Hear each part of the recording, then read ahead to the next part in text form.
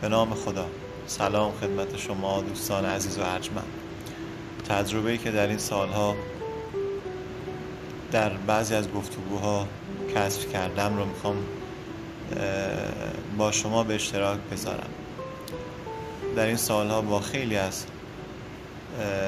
فعالین اجتماعی و فالوورای عزیزم صحبت کردم، دختر خانم ها و آقا پسرها. یه بعدش رو میخوام براتون بازگو کنم. بعضی از دختر خانم ها بودن که از مادرشون، از پدرشون مینالیدن و ناراحت بودن همیشه. بعضی از پسرها هم همینطور از پدرشون ناراحت بودن به خاطر مسائلی، به خاطر حالا یا درک نکردن یا به خاطر شرایط اقتصادی خانواده هاشون. بهشون میگفتن که شما به هر حال پدر و مادرتونه.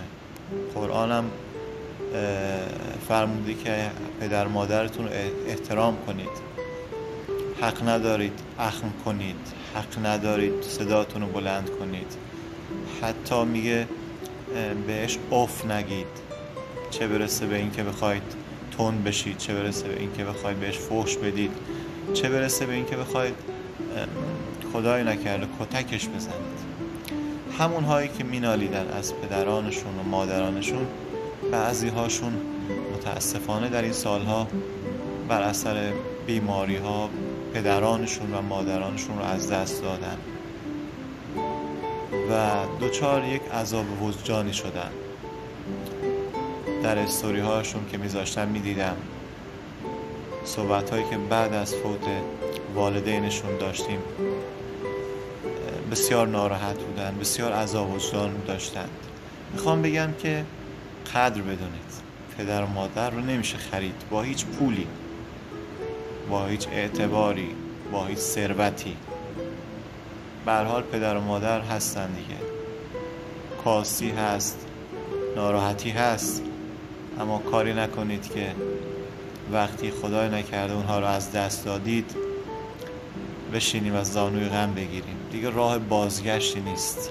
هر چقدر گریه کنی فایده نداره. کسی اصلا گریه‌هاتو قبول نداره، اصلا کسی ناراحتی تو قبول نداره. یادآور میشن که وقتی زنده بودن اذیتشون میکردی، باهاشون تون حرف میزدی. خلاصه میخوام بگم که قدر بدونید، قدر بدونید سرمایه های گرانبهایی که خداوند به ما عنایت کرده، موهبت داده. برای شادی روح پدران و مادران آسمانی فاتحه‌ای بخوانیم و برای همه پدر و مادرهای بیمار از خداوند طلب شفا داشته باشیم و برای طول عمر پدر و مادرانی که زنده هستند صلواتی بفرستیم. انشالله که همیشه سلامت و شاد و تندرست باشید زیر سایه پدران و مادران عزیز شما.